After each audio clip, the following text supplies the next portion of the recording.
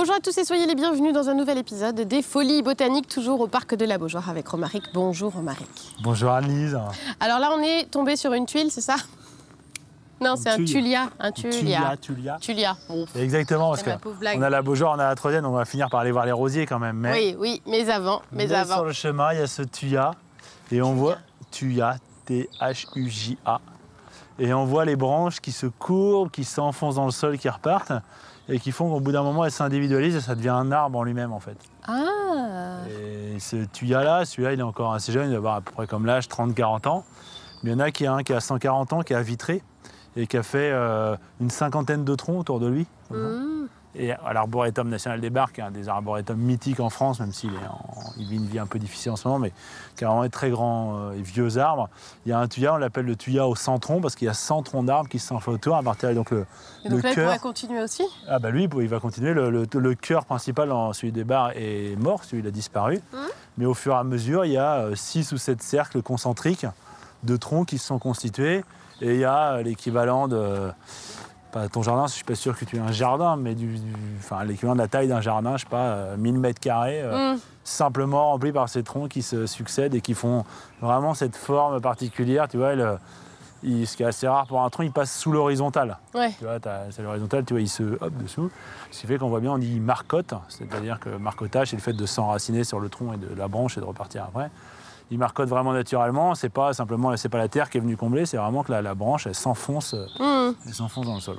C'est une particularité et c'est une sorte de faux ami parce que le bois, en l'anglais, on appelle ça le cèdre rouge, ce qu'on appelle un red cedar. Vous avez déjà entendu des bardages de maisons qui sont en red cedar, en fait, c'est le tuya géant d'Amérique. Voilà. Je trouve qu'en tout cas, il pourrait inspirer Claude Ponty quand même. On sent qu'il y a un petit côté un peu vivant, un peu comme ses bandes, on a l'impression que les pattes, elles avancent. Exactement. Il y a quelque chose. Voilà. On continue. Et donc, on s'approche des rosiers au fur et à mesure. Exactement. Alors avant de parler du clou du spectacle que sont les roses ici dans ce jardin, il y a aussi quelques mots à dire par ici sur les vivaces. Voilà, c'est ça. Alors là, il y en a une en particulier. Celle-là, c'est la sauge. C'est une sauge, donc les feuilles sont opposées comme chez toutes les sauges et laineuse. Quand on la touche vraiment... Allez, on va la toucher pour voir. Allez, voilà. C'est quand même tout doux. Tout doux. Tout poilu, c'est marrant. Ça, c'est des plantes typiques méditerranéennes. Les poils, ça lui sert de crème solaire. Ce qui est intéressant ici, c'est que les rosiers sont associés aux vivaces dans la conception dès le début. Il y a plusieurs avantages. C'est déjà quand c'est monospécifique, c'est un peu plus dur d'un point de vue maladie, tout ça.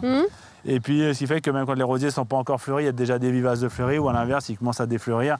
Il y a les vivaces qui continuent. Peut-être redire ce que sont les vivaces, non, vite fait? Les vivaces, ça veut simplement dire que la plante, elle est vivace, donc elle tient plusieurs années. Tous les ans, elle renaît du même endroit, donc il n'y a pas besoin de la replanter à chaque fois. D'accord. Et donc, ce mélange de plantes à fleurs, on pourrait dire plantes à fleurs, ce mélange de plantes à fleurs et de rosiers font des massifs très agréables à l'œil, un peu moins homogènes que des rosiers, et durent plus longtemps.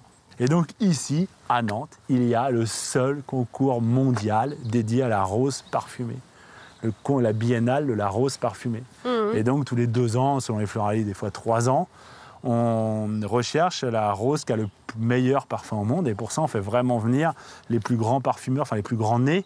Tu sais, tu connais le métier de nez. Oui, bien sûr. Au sein de chez les parfumeurs. D'ailleurs, souvent, ils travaillent pour plusieurs entreprises, mais on fait vraiment venir des gens de Brésil. Il y en a beaucoup qui sont en Suisse, à Genève, de chez Guerlain, par exemple. Et ils vont venir pour authentifier la rose qui a le meilleur parfum. Et pour ça, les règles sont très, très strictes. Les rosiers sont accueillis ici. Ceux qui vont concourir, là, tu as des bêtes de concours. Tu sens les bêtes de concours qui rugissent. Ça se sent, là. Ici, chaque producteur de rosiers, ceux qui inventent des nouveaux rosiers, nous confient leurs rosiers. Donc on les cultive ici, ce sont que des rosiers qui sentent très très bon, enfin dont ils pensent qu'ils sentent très très bon. On les cultive ici et le lieu est le clos de la rose, donc il est clos et il est donc interdit au public. Donc nous, on ne peut pas savoir si elles sentent vraiment très bon, quoi. On ne peut pas s'approcher, c'est pas très sympa. On les cultive là pendant 2 ans. Pendant 2 ans, on les a mis ici, presque un des endroits les pires du parc. Tu pourrais dire, pourquoi un des endroits les pires du parc? Pourquoi un des endroits les pires du parc? Une fois qu'il fait chaud. Parce que justement, s'ils tiennent là, ça veut dire qu'ils tiendront partout. Et notamment, comme on est au bord de l'Erdre. Voilà, comme on est au bord de l'Erdre, il fait très humide. Et donc, du coup, ils vont attraper des maladies, ils vont être plus facilement malades qu'ailleurs. Donc, on vérifie, nous, pendant 2 ans, qu'ils sont très vigoureux. Avant de les envoyer? Et non, au bout de 2 ans, on fait venir les grands nez internationaux ici. Et donc, pendant une journée, ils notent tous ces rosiers avec des critères très, très précis, notes de cœur, notes, voilà. Et ils votent pour eux et le public est invité à ce moment-là à voter aussi. Ce jour-là, tu peux venir. Ah, ce jour-là, tu peux voter.